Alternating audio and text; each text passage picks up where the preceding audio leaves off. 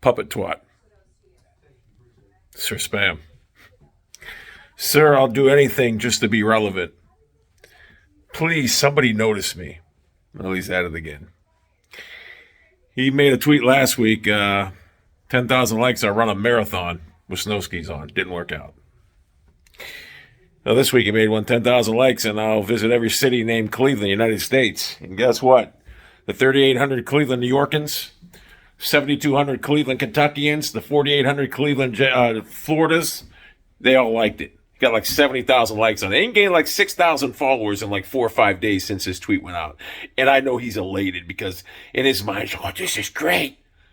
And keep in mind, he's getting married in 10 days, right? While his wife is getting ready for the wedding, he's out on the eastern seaboard taking pictures in front of signs that say Cleveland for likes. What an embarrassment. Imagine the in-laws. Oh, yeah, our son, well, he's right now, son-in-law, he's down in Cleveland, Florida, taking a picture in front of a sign. Yeah, he's got 22,000 followers on Twitter. He's a big-time entertainer. I heard his wife's a doctor, too. She's got to be very proud. Hey, what's your husband do? Well, he goes on Twitter and he tries to generate likes on tweets. Let's see, what was his failed experiment so far? Rock band? I don't know what the hell that was. He thought he was going to get big in a rock band. That failed. Basketball career? That failed. Everything he's done, it failed.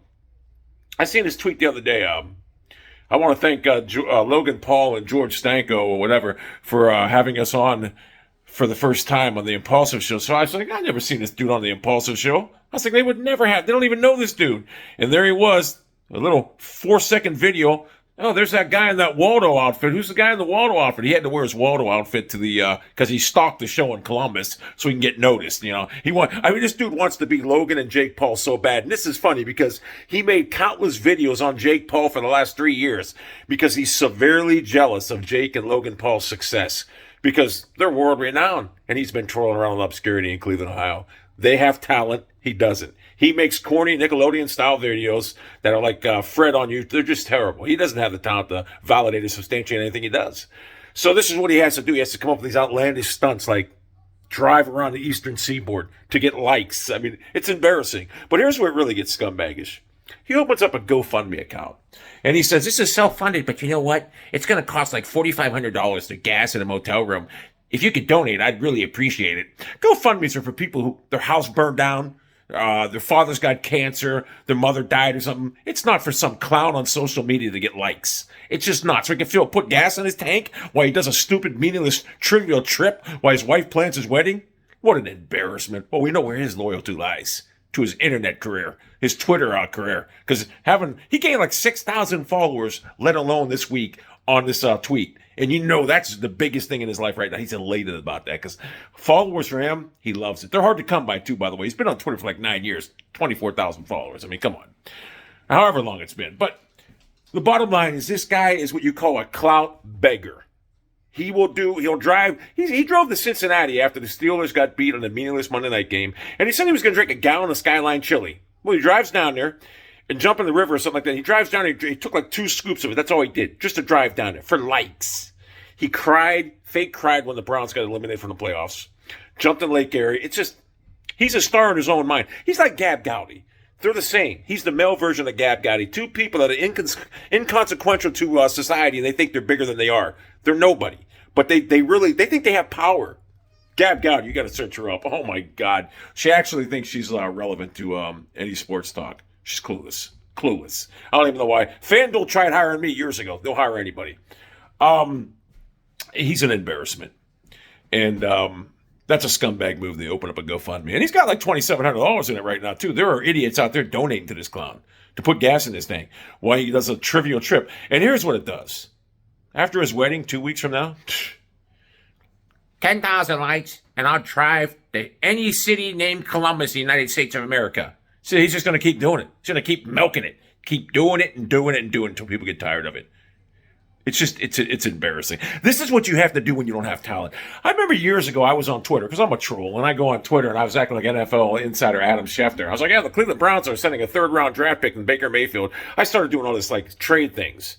What do you know? He started copying me. And people called him out on it, right? Because he actually tried being, I was doing it as a troll. He was doing it as a real. And people called him out on, he got real sensitive. He goes, just leave me alone. Let it go, guys. My sources screwed me. Let it go. He got called out on it. He does anything to get clicks. It's just embarrassing. He doesn't have the talent to validate or substantiate anything he does, so he has to do this type. He has to resort to this type of stuff. And I call him Sir Spam because he spams timelines nonstop. It's a travesty. And watching him fail online is it's hilarious. I think it's the most funniest thing I've ever seen. I mean, his wife's planning his wedding right now, and he's driving around the Eastern Seaboard, and he thinks it's the greatest thing in the world. I hope she's realized this is what the life's going to be, because this is what he has to do. He can't generate clicks with talent, so he has to do. But he's got 440,000 TikTok followers. You mean that Kids app? There's a guy, Modern Warrior. He wears women's blouses. He looks like a female. He's got like 200 million followers. Anyone can get big on that app. And that's the funny thing. In a time and age when anyone get huge online, you don't even have to have talent. This guy's still twirling around obscurity in Cleveland, Ohio. The only difference now is Cleveland, Ohio, Cleveland, New York, Cleveland, Florida, Cleveland, Alabama, Cleveland, Oklahoma, Cleveland, Montana, Cleveland, Minnesota. Well, not Montana. That was too far away for his track. Couldn't do that one. He had a world tour on his Twitter a couple of days ago. Someone called him out and he took it down. So he's got so many failed ventures. It's I can't believe he embarked on this journey when he's getting married in 10 days. A lot of people think he's using this money for his wedding. Who knows? I always thought the bride's parents paid for it, but he might be paying for the bar. I don't know, and I really don't care. But the reason I make this video about this clown is because I'm embarrassed for him. A couple of years ago, I ran into one of his boys, and he goes, "El Presador." I'm like, "What's up?" He goes, "I'm a big fan of yours." He goes, "But my buddy's a huge fan of yours." He said, "Your Robert Griffin III video inspired him to start making videos, and he makes videos just like you, right?" That's what he told me. And I was like, never heard of him. He told me his name, I never heard of him. But he told me, he makes videos just like you. So I'm thinking, oh, really? So about a couple months later, I was searching something up on the Browns on Twitter, and I seen his name, and I was like, oh, that's that guy. I clicked on his profile, watched a couple of his videos, and I said, this guy doesn't make videos like me. This guy's a tryhard. He's an embarrassment, and I got to call him out on it. He embarrassed me because he's trying. I inspired a clown like this to make videos, and I was never more embarrassed in my life. So knowing that I'm his hero, that he loved my Robert Griffin III video and he worshipped it, now I'm calling him out like this. I know he watches my videos too, so I know he sees my videos. He will never respond to it because he doesn't want to get in the battle with me going back and forth because I'll just embarrass him even more. But the people that watch him, I know entertainment's subjective, but if you watch him, I'm probably pretty sure that you watched Fred on YouTube back in 2005 or 6, whenever it was. I'm pretty sure of that, and because his content is so bad. And he just forces it down people. I mean, this is what he has to do. He's like they call him a clout chaser. I call him a clout beggar because he just begs for it. This is what he has. I mean, a couple months from now, when these things get tired, people get tired of him driving around, whatever, 10,000 likes and I'll go sit on an iceberg for 30 days in Antarctica. You know it's coming. And we'll see a picture of him on an iceberg. You know, he's coming. Trust me. This is what he has to do. He wants to be like Barstool Sports. He wants to be like Dave Point and all these guys. And it's just, he never will. I can say with 100% certainty that he will never be a household name.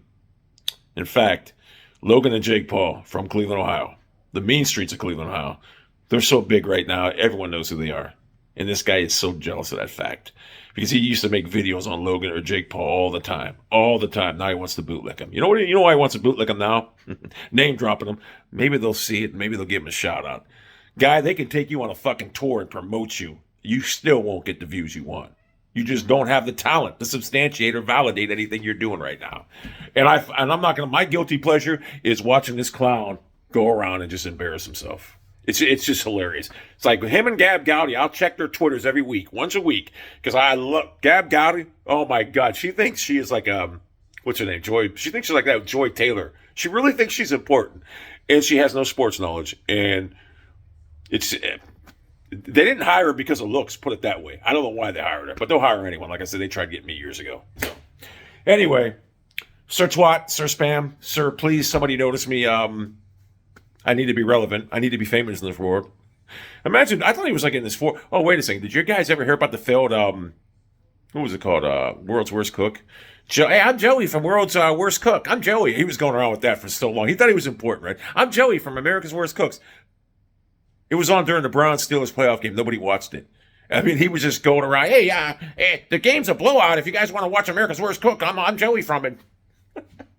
It was fucking hilarious. It's just, and then, I just find it funny how He tries so hard and he fails miserably.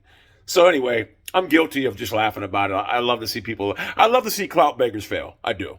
So, and he wants to be where I was. He'll never be a tenth of a 16th of a 32nd of a 64 of a 128 of a 256 of a 512 of a 1024 of a 2048 of a 4096 of a whatever of what I was. Because you can go to Australia, Poland, Warsaw, anywhere in the world, and you mention my name, and I'm sure 9 out of 10 people know who I am.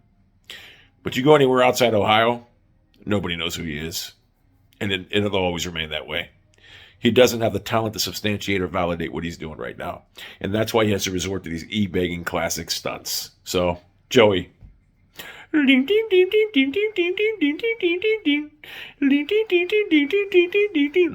know you watch this video, trust me. I know you see it. You watch my videos. I know it. Anyway, you're a silent dancer, bro. You're not going to dance publicly, but you're a silent dancer. How do you feel about it?